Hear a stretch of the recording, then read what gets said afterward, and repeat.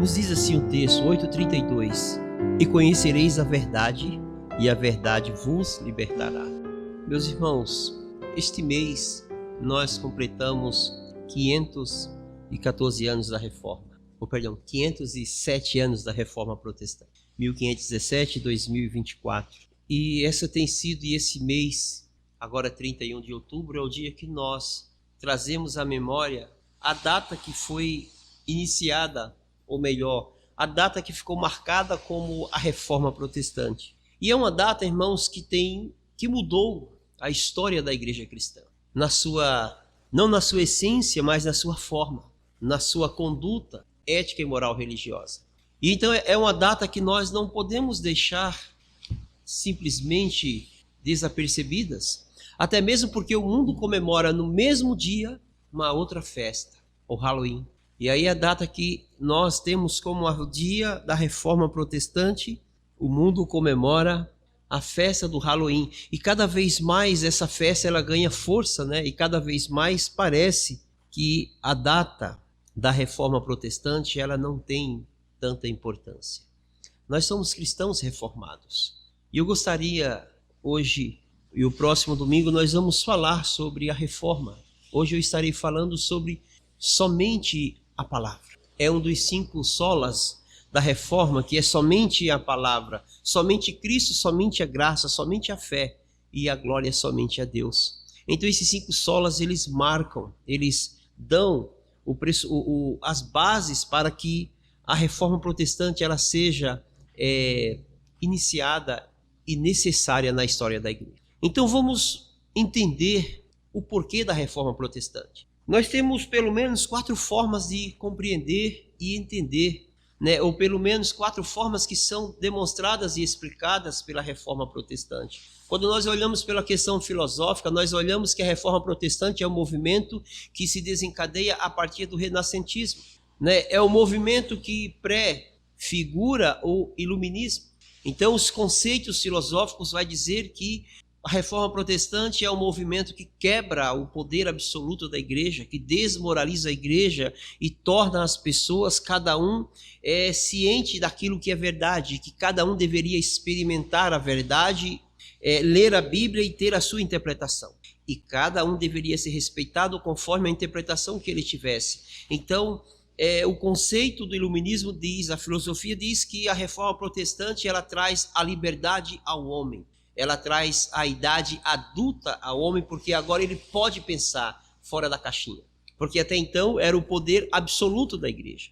Quando nós olhamos para a história contada, a reforma a partir do conceito católico, eles dizem que a Reforma Protestante é um movimento de fora para dentro que tentou destruir a igreja católica e criar uma nova igreja, uma igreja mundana. E a isso eles atribuem o capitalismo a Calvino. E é muito comum quando você pega um livro de algum teólogo católico, você vai encontrar eles pintando Calvino como alguém que veio apenas para provocar distúrbio na economia e na igreja. Quando nós aprendemos lá na escola acerca da Reforma Protestante como um fato histórico, ela é contada com viés apenas histórico e cada um tem uma interpretação diferente. Cada um vai aplicar aquele conhecimento, a sua forma de ser e a sua forma de pensar, ou as experiências que você já adquiriu ao longo da sua vida acerca da fé e da religião. Então você escuta na escola e você toma uma posição, você decide. Quando o professor não tem uma tendência religiosa, então é dessa forma que nós aprendemos na escola. Então veja, eu falei de 3, mas também tem o conceito real, histórico, da Reforma Protestante a partir dos reformadores. E é sobre isso que eu gostaria de falar nesta manhã, um pouco sobre os irmãos, trazer um pouco da história, mas para que os irmãos possam entender a necessidade da reforma. Desde o século XII que nós já encontramos na história movimentos que apontavam para uma reforma dentro da Igreja Católica. É conhecido um movimento que se inicia no ano de 1179 por um homem chamado Pedro Valdo, ou o movimento dos valdenses, quando um homem rico, um comerciante, um homem de muitas posses, mas um homem leigo, ele teve acesso a partes do Novo Testamento, e ele leu o Novo Testamento na língua francesa, e então aquele homem ele teve uma mudança em sua vida religiosa.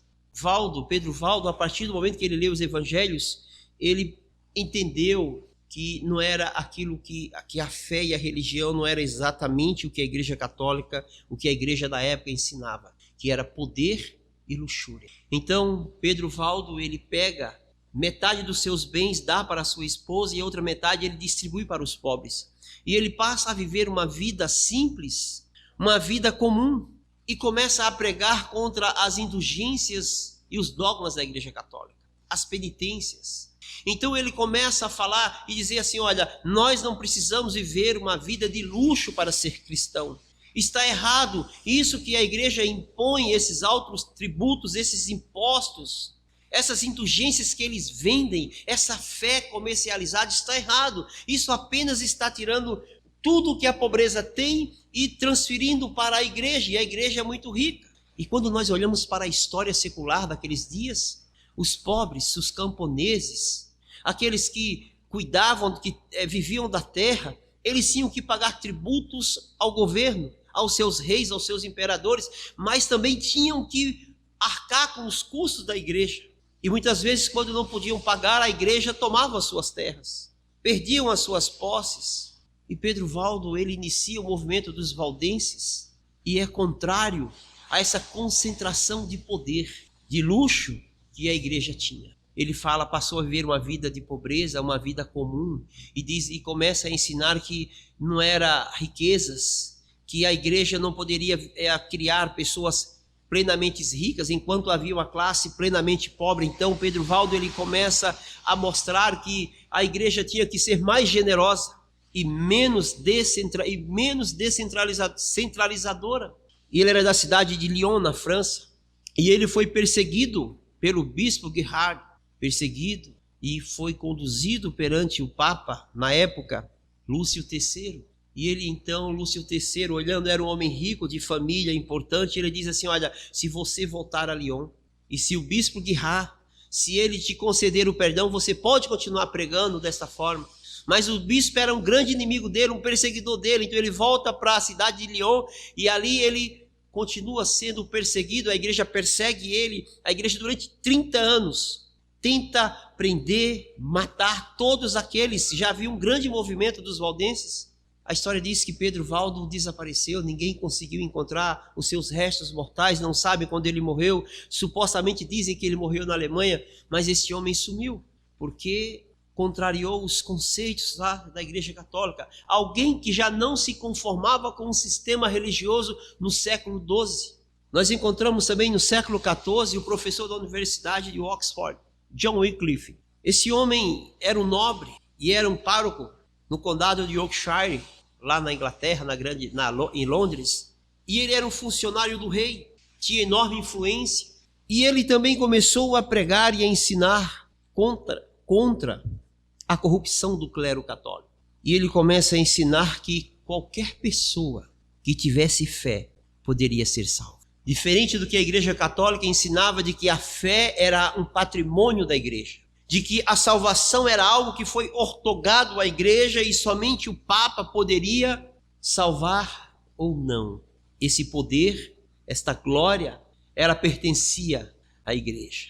Então esse homem, esse professor, esse teólogo, ele começa a ensinar que as pessoas, qualquer um, poderia ser salvo. Porque os conceitos de salvação que a igreja ensinava estava apenas na Igreja Católica. Era de que todos tinham que comprar a sua salvação. É que todos deveriam comprar a salvação dos seus antepassados. É de que você tinha que comprar indulgências para manter-se salvo. A igreja ensinava um poder, mostrava que havia o poder de Satanás, que havia o inferno. Mas a igreja, ela em si, através do seu Papa, ela poderia livrar qualquer um dessa condenação. Mas teria que pagar para isso. Você teria que fazer obras para alcançar a salvação. E ninguém poderia se opor a esses ensinos. A Bíblia não era ensinada. Wycliffe, ele discorda da forma que a missa era realizada pela Igreja Católica. A missa era feita de costas, o padre ficava de costas para a igreja, olhando para o altar e pronunciava, e toda a pronúncia da missa era em latim, a leitura do texto era em latim. As pessoas não tinham o direito de ouvir a palavra, eles não tinham o direito nem o privilégio de ouvir a mensagem, a palavra que liberta, a verdade que liberta o homem do pecado. Então as pessoas iam à igreja, mas não eram salvas. Eles iam à igreja, mas não eram ensinados. A palavra não era ensinada. O que era ensinado eram os dogmas da igreja. O que era inculcado na cabeça das pessoas era que a igreja tinha o poder de salvar e condenar. Mas mesmo se alguém morresse fora da igreja, a igreja poderia salvá-lo através das suas indulgências. Wycliffe, ele critica, e ele inclusive chama alguns papas naquela época de anticristo, porque ele entendia que um papa não deveria tomar o lugar de Cristo, que os papas não eram dignos de se sentarem na cadeira de Pedro, como eles falavam, que a cadeira de Pedro era transferida de papa em papa. Era uma situação difícil que o povo vivia. Mas Deus também levantou um outro homem chamado Jan Hus. Ele antecipou várias críticas às doutrinas e à prática da Igreja Católica, que mais tarde Lutero e Calvino também usam dos seus argumentos. E Hus, um boêmio que tinha uma formação filosófica e teológica, professor de universidade, um homem de família simples, mas professor em Praga. Ele havia sido ordenado padre em 1400, estudava muito as doutrinas de Wycliffe, e então ele começa a ensinar que a igreja deveria ser uma igreja simples. Ele começa a ensinar que os esforços realizados pelos homens não lhes garantiam a salvação. Ele já começa a ensinar uma doutrina que somente Cristo salva, o que os méritos da salvação estavam depositados em Cristo e não nos esforços humanos. Então isso começa a ser uma afronta para a igreja, porque tentava tirar o poder da igreja. Opa, alguém está ensinando que o mérito da salvação não está na igreja, mas está em Cristo. Então Hus começa a ser perseguido, a igreja começa a persegui-lo, ele é exonerado, ele é condenado, passa 7 meses tentando se retratar. Ele se apresenta para ser julgado e mesmo tendo garantias de que não seria morto, ele fica preso durante 7 meses. 7 meses ele se defendendo dos seus acusadores, e então no final de 7 meses ele é condenado à fogueira e é assassinado em praça pública, porque estava ensinando a Bíblia, a verdade. Nessa época havia 3 papas na Europa. A igreja estava dividida. A igreja precisava de muito dinheiro para sustentar esses papas. O clero, e cada vez mais ela começa a cobrar indulgências. Ela começa a cobrar o batismo, o batistério. Ela começa a cobrar o casamento. Ela começa a cobrar a morte. Ela começa a cobrar a missa de 7º dia. Ela começa a cobrar as indulgências para salvar as pessoas, para tirarem do purgatório. Então a igreja ela se transforma na maior arrecadadora de dinheiro da terra. A igreja passa a ser opressora. Eu já falei no passado sobre o absolutismo da igreja. Alguém nascia, tinha que ir na igreja e batizar, já tinha que pagar. E era lhe dado um documento chamado batistério. Era um documento que garantia que você nasceu e foi batizado na igreja católica. Você tinha direitos, era como se fosse um cidadão romano. Então a igreja, ela tem esse direito, ela adquire a liberdade social das pessoas e religiosas desde o nascimento. Aquela pessoa crescia, aquele jovem, aquela moça crescia, ela tinha que cumprir com todos os dogmas da igreja, ela tinha que ser crismada, tinha que participar do processo da Eucaristia, porque logo mais ela precisava ir para a escola, e as escolas pertenciam à igreja católica. Então ela tinha que estar submetida à fé para poder participar da igreja. Mais tarde essa pessoa queria casar e ela só poderia casar-se na igreja se ela tivesse sido batizada e fosse da igreja. Alguém precisava ser o padrinho do casamento desta pessoa, desse casal, né, que receberia o matrimônio na igreja, mas essas pessoas também tinham que ser da igreja. Se ficasse doente, os hospitais também eram da igreja. Se morressem, tinha que se enterrar, teriam que serem sepultadas em cemitérios que pertenciam à igreja. Elas morriam e iam para o purgatório, e somente a igreja poderia tirar a alma do purgatório. Veja o absolutismo da igreja.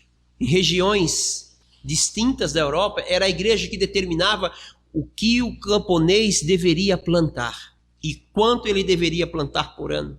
Havia um controle. No século XV, XVI, quando começa a reforma protestante na Alemanha, é interessante que a Alemanha ainda não era uma nação, não era um país, mas era o Sacro Império Romano da nação germânica. O mundo havia vários imperadores esses que eram eleitos pelos príncipes das regiões, e mesmo esses príncipes elegendo o seu imperador, o imperador ele só era considerado e reconhecido quando o Papa o ungia imperador. Então a igreja também tinha o poder sobre a liderança, sobre os imperadores. Há um teólogo historiador que diz que o Império Romano não caiu, mas a igreja o derrubou. Há críticos que dizem que a igreja ela só transportou o poder de Roma, do palácio, para a igreja de Roma. E era dessa forma que estava a sociedade do século XVI. Então, em 1517, a gente pode falar de alguns anos antes, porque Lutero ele é ordenado padre ele se forma em 1505 em Artes. Em 1507 ele é ordenado padre, ele é consagrado, ele termina os seus estudos. Então nós encontramos neste cenário um homem, filho de camponês, que o seu pai tinha o projeto em seu coração de transformar, de fazer com que Lutero fosse um advogado. Porque nos tempos antigos não tinha aposentadoria, não tinha o INSS. E o INSS dos pais era a profissão dos filhos. Então eram os filhos que estudavam, né? Os pais, olha, vou investir em você, você vai estudar, depois você vai cuidar de mim. Por isso que eu estou investindo na Giovana, né? No futuro ela e o Samuel serão nossas aposentadorias, né, Josi? Então o pai de Lutero queria que ele se formasse em advogado, então era o propósito do pai. Mas ele se formou em artes. Mas ele desejou em seu coração fazer teologia, ser um monge, ser um padre. E então ele termina a universidade e em seguida ele já inicia o estudo em teologia. E Lutero então ele passa a ser um padre. E um dia ele vai até a cidade de Roma. Ele é enviado para Roma. E quando ele chega em Roma, que ele vê toda aquela cidade voltada para sustentar o clero. E ele começa a olhar para Roma e ver que o mundo inteiro vivia nesta mesma situação, mas Roma estava em um grau mais avançado, porque as pessoas iam a Roma para ali receberem a salvação, comprarem indulgências, serem agraciados pelo Papa. E Lutero, quando chega lá, ele começa a perceber que aquela cidade, na realidade, era uma afronta à santidade de Deus. E ele percebe que pessoas pelas ruas vendiam relíquias, indulgências. Ele mesmo diz que compra a salvação do seu avô e peregrina pelas escadas da igreja, rezando um Pai Nosso em cada degrau. E quando chegar no último degrau, o seu avô sairia do purgatório. E aí ele caminhando, ele diz que vê prostíbulos clericais. Ele começa a perceber que a igreja estava verdadeiramente corrompida. E Lutero volta e decide então estudar teologia, se formar, buscar mais conhecimento, e ele recebe o título de doutor em teologia, torna-se um professor catedrático e começa a lecionar e torna-se professor na Universidade de Wittenberg, professor conhecido, renomado, e como professor ele começa a ensinar verdades que contrariava inclusive aquele que bancava e financiava o seu curso, que era o príncipe, que era o dono da universidade que ele trabalhava. Mas Lutero começa a ensinar, a pregar a verdade, porque quando ele começa a estudar teologia, ele descobre que Romanos diz que o justo viverá por meio da sua fé, não da fé promovida por um conceito religioso, mas pela fé que estava no coração, a fé que lhe foi dada, porque a salvação não é um dom de vós, mas é uma dádiva de Deus, é algo que Deus concede. Então Lutero tem um encontro com a verdade. Conhecereis a verdade, e a verdade vos libertará. Lutero era padre, estava dentro da igreja católica, mas ele lendo as escrituras, ele consegue entender e descobrir a verdade. E a verdade o libertou. Meus irmãos, A igreja ensinava que a salvação era obtida por méritos próprios. Até hoje eles ensinam dessa forma. E é fácil ter uma fé dessa. É fácil você ir em uma igreja, você entregar o seu dízimo. É fácil você ir em uma igreja e quando o pastor diz assim, vamos dar uma oferta de R$500 para você receber uma bênção, é fácil você tirar R$500 e dar. Ou quando alguém diz assim, vamos orar 12 dias para termos 12 meses de bênção, é fácil fazer isso. É fácil você obedecer ou oferecer um sacrifício para obter os benefícios da salvação, os benefícios da misericórdia e da bondade de Deus. É muito fácil. Mas isso começou a ficar muito pesado para o povo. Porque a igreja ela estava se tornando algo que era um saco sem fundo. O poder corrompe. Quanto mais eles tinham, mais eles queriam. E aquilo que era o meio da salvação se tornou um fardo muito pesado para o povo. Nós vivemos recentemente alguns movimentos aqui no Brasil de igrejas que partiram pelo mesmo princípio do catolicismo do passado. Algumas igrejas que surgiram e começaram a oferecer sacrifícios, batalha espiritual. Você paga e você recebe. Você ora 7 sextas-feiras aqui e tudo vai ser resolvido. Campanha das causas impossíveis. E o resultado disso era arrancar dinheiro dos fiéis. E muitas pessoas, sem nenhuma proposta, sem nenhum desejo no coração de conhecer a Deus, sem ouvirem a verdade que liberta, mas ouvindo ensinos filosóficos e tendenciosos, começaram a se entregar a essas igrejas. Mas o problema é que essas igrejas, ou melhor, a vantagem é que essas igrejas, eles liam a Bíblia. Mesmo para pregar errado, mas eles liam textos bíblicos. E Jesus diz, conhecereis a verdade e a verdade vos libertará. E mesmo dessas igrejas, muitas pessoas saíram. Quando Lutero ele diz que somente a palavra, somente ela, Lutero está fazendo uma separação entre a palavra e a bula papal. Aquela bula papal que ele recebe como sendo excomungado da igreja, ele pega e ele queima em praça pública.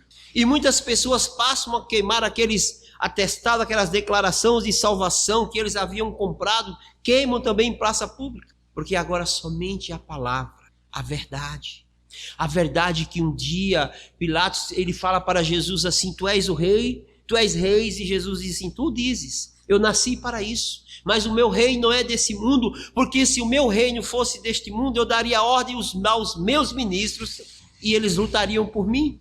Ele se referia a anjos, que não são nada fracos, né? Um só mata 85 mil numa noite. Mas ele diz, eu vim para falar da verdade, e aqueles que são da verdade me escutam. E Pilatos diz, o que é a verdade? Mas ele faz uma pergunta e se retira, porque ele não queria ouvir. Pilatos sabia que existe uma verdade, embora que ele não queria ouvir a verdade. A verdade liberta. Quando nós ouvimos a verdade, ela nos transforma. Quando nós ouvimos a verdade, ela provoca em nós uma reflexão. Quando você escuta a palavra, quando você realmente lê a Bíblia, você entra em conflito com você mesmo. Sabe quando alguém assistia a novela que chorava, aí ficava torcendo para o rapaz a terminar com a mocinha lá na novela, ou ficava torcendo para não dar certo. E a novela, às vezes, né, um filme, uma série, ela provoca em nós reações. A palavra é isso. Ela provoca em nós uma autorreflexão. E a gente começa a pensar, será que eu estou certo? Hoje de manhã na escola bíblica, o seminarista John, ele falou uma coisa importante, ele falou que hoje há uma grande preocupação, um grande movimento aí, que querem alterar a Bíblia, que querem harmonizar a Bíblia aos conceitos, né? Querem fazer uma atualização da Bíblia. Mas já há anos que já se iniciou essa proposta. Eu já ouvi muitas pessoas há 20, há 30 anos atrás falar assim, mas qual é a Bíblia verdadeira? Porque tem a católica, tem a dos crentes, tem a dos mormons, tem a dos TJs, são várias Bíblias, qual é a verdadeira? Já existe há alguns anos a ideia de que tem Bíblias que não são verdadeiras. Veja que coisa. E hoje o conceito é que essa verdade ela tem que ser adaptada. Primeiro a gente faz uma crítica. Primeiro a gente usa a arte da guerra e diz que ela não é verdadeira. A gente coloca ela em dúvida. Quando as pessoas estão em dúvida, a gente fala, vamos fazer a certa. É assim que o diabo trabalha, tirando a verdade. Durante 15 anos, 15 séculos, ou a gente pode falar de 13 séculos, a igreja viveu longe da verdade. Ela não ensinava a verdade. Ela apenas tentava se manter no poder através do poder. Até parece que a gente já conhece essa história. Mas Lutero, ele começa a ensinar a verdade. Lutero começa a pregar a palavra. Ele tem a preocupação de trazer a Bíblia em alemão para as pessoas. Ele começa a pregar em alemão. Ele ensina aos seus discípulos, aos seus alunos na universidade, a verdade em alemão. E isso começa a despertar um movimento de libertação. Um movimento de libertação não por Lutero, mas pela verdade, pela palavra de Deus que estava sendo pregada. Por que que dezenas de milhares de camponeses morreram confrontando a igreja, confrontando os abusos? Porque eles foram alcançados pela verdade. Por que que a igreja católica, ela cria um movimento de contra-reforma, persegue, mata, queima milhares e milhares de cristãos em praças públicas? Mas eles continuaram perseverando, pregando, ensinando, testemunhando da sua fé. Sabe por quê? Porque eles conheceram a verdade. A verdade liberta. A verdade não cria em nós um escudo religioso, não cria em nós um escudo presbiteriano e é um modus operandi de ser cristão, não. A verdade nos torna parecido com Cristo. A verdade nos liberta dos prazeres da carne e nos conduz a viver, nos leva a viver uma vida em santidade ao Senhor. É isso, é esse ensino que Lutero começa a ensinar. O poder não está na igreja. A igreja não é detentora da fé. A igreja é apenas o local onde os santos se reúnem. A igreja é a organização dos pecadores que agora foram resgatados e remidos em Cristo e agora precisam viver em comunidade. Isso é a igreja. A igreja é a união de pecadores redimidos, que vivem para a glória de Deus, que vivem em comunhão para adorar ao Senhor. A igreja não tem o poder de salvar. Então Lutero começa a ensinar a palavra. E o conhecimento da palavra começa a mudar toda a Europa, toda a Alemanha. As pessoas então começam agora a conhecer que a palavra salva, que quem salva é Jesus, que é Deus por seu amor que nos concede a salvação. Isso gera então uma nova igreja, a igreja reformada. Alguém que não queria mais pagar pela sua salvação. Alguém que agora acreditava que a salvação estava em Cristo, não estava unicamente em uma igreja. Alguém que agora olhava para a palavra e falava assim: eu sou salvo, não por meus méritos próprios, mas porque Cristo morreu na cruz por mim. Porque Deus enviou o seu Filho amado para me salvar, para me restaurar a comunhão, para me trazer de volta à presença do Pai. A Igreja Católica não permitia que as pessoas que estivessem no templo cantassem, orassem. Não havia sequer liberdade religiosa, liberdade espiritual dentro da igreja. Olha que situação que era aquele povo. Mas na igreja reformada as pessoas podiam cantar.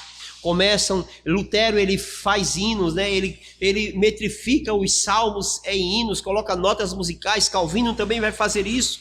E a igreja começou a cantar e todos cantavam, não era só o clero que cantava. Os fiéis, aquelas pessoas que vinham à igreja, eles não tinham acesso ao corpo e ao sangue de Cristo, apenas ao corpo de Cristo, porque eles não eram considerados igreja, eles eram considerados apenas fiéis.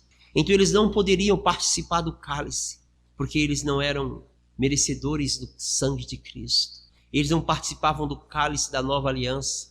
E Lutero diz: nós que somos salvos, nós que fomos resgatados, nós que fomos redimidos, nós que agora somos filhos, nós que fomos libertados lá na cruz, nós temos direito ao corpo e o sangue, porque isto foi dado por nós. O corpo foi rasgado em favor de nós e o sangue é derramado como a nova aliança no sangue de Cristo, o sangue que nos purifica. Então a purificação, o perdão dos pecados agora estava em Cristo. A igreja não poderia mais fazer aquele ato confessionário e cobrar dos seus fiéis, porque eles agora estavam participando do cálice da nova aliança, o cálice que restaurava a comunhão, um sacrifício perfeito. Eles agora não tinham mais a culpa do passado, eles tinham acesso ao Pai. Era isso que a igreja omitia das pessoas: relacionamento com Deus. dependência de Deus, gozar do amor de Deus, gozar do cuidado de Deus, gozar a bênção de Deus, das misericórdias em paz, em ações benéficas. A igreja privava as pessoas do acesso a Deus, mas quando a verdade chega, ela esclarece. Então as pessoas começam, os fiéis agora, eles sabem que eles são salvos, sabem que têm plena comunhão e que são de Deus e que dependem de Deus. A liberdade religiosa, ela não nos afasta da igreja. Agora ela nos torna uma igreja mais forte, uma igreja que crê em Deus Pai, que crê no Filho e que crê no Espírito. Por isso que nós temos o credo apostólico e nós os recitamos porque é a confissão da nossa fé. E cremos na igreja, na comunhão dos santos, na igreja universal. Cremos sim nesta igreja visível, mas cremos no Pai, no Filho e no Espírito Santo. E essa crença, essa fé, esse conhecimento desse Deus triuno é que nos faz ser uma igreja vitoriosa, uma igreja forte, uma igreja que marcha, uma igreja que desfaz as obras de Satanás, uma igreja liberta, livre, uma igreja que caminha para o céu pelos méritos de Cristo. Conhecereis a verdade e a verdade vos libertará. Não foi Lutero, não foi Calvino, não foi Zwinglio, não foi Hus, não foram eles, mas foram o ensino da palavra e da verdade que eles, primeiro que transformou a vida deles, e eles passaram a ensinar estas verdades, e esta verdade transformou uma igreja oprimida, uma igreja conhecida como a Igreja Católica, na igreja cristã reformada. É por isso que nós estamos aqui hoje, irmãos. É porque Cristo morreu na cruz, mas Deus teve que intervir na história e reformar a sua própria igreja quando ela estava se desvirtuando, se afastando dos seus compromissos, do seu compromisso e da sua missão, que era de pregar a verdade, que a verdade liberta, que a verdade salva. Mas não é a igreja que salva, é a verdade que ela prega. E essa verdade custou a vida de muitas pessoas, assim como no primeiro século, assim como custou a vida do próprio Jesus, o Jesus homem, assim como custou a vida de todos os discípulos e dos pais da igreja e de milhares e milhares e milhares de cristãos, desde o primeiro século, que creram na verdade e foram libertados por ela. E essa verdade ainda hoje, em pleno século 21, ela mata. Não a verdade em si, mas a perseguição à verdade. Quantos irmãos estão sendo assassinados por aí, perseguidos? Eu lembro que no começo da guerra da Ucrânia, um pastor brasileiro, melhor casado com a brasileira que está na Ucrânia, ou estava, ele escreveu, mandou uma mensagem falando que estava indo para a guerra, mandou a esposa, deixou a esposa e foi servir ao exército na guerra. E ele falava assim: lá eu quero pregar a paz, lá eu quero pregar Cristo. Não sei quanto tempo eu vou estar lá, mas eu vou pregar Cristo todos os dias. A gente olha para pastores e missionários que estão no Afeganistão, nesses países aí islâmicos, norte da África, que são perseguidos, assassinados, queimados. Sabe por quê? Porque eles conheceram a verdade e são libertos desta carne, deste corpo corruptível. E eles vivem como Paulo: não vivo eu, mas Cristo vive em mim. Morrer para mim é lucro, eu estou no ganho. Isso é conhecer a verdade, é se desprender dos prazeres da carne e viver para a glória de Cristo. Então este exemplo nós estamos vendo ainda no dia a dia, em nossos dias, porque homens, mulheres que conheceram a verdade e são verdadeiramente libertos, ainda enfrentam a morte e a perseguição por causa do Evangelho de Cristo, para pregar o Evangelho, para pregar a palavra. No mundo inteiro nós encontramos hoje homens e mulheres como Lutero, como Calvino, que ainda continuam desafiando as obras do inferno para pregar o Evangelho do Reino. Homens e mulheres que foram verdadeiramente libertos pelo Evangelho. Que nós possamos, irmãos, entender que a verdade acerca de Cristo é que nos salva, e que a verdade acerca do homem é que nos mostra que somos pecadores e que carecemos de Cristo. Que a verdade acerca da salvação é o ato redentor de Deus por Cristo. E que a verdade acerca da morte, que a Igreja Católica tanto ensinava, é que só existe o juízo depois da morte, e não o purgatório, e não a oportunidade de ser salvo. Que nós possamos a cada dia ser gratos a Deus porque temos a oportunidade e o privilégio de conhecer a verdade e sermos salvos por ela. E temos o privilégio e o prazer de poder pregar essa verdade para que outras pessoas sejam salvas por ela. Que Deus nos abençoe.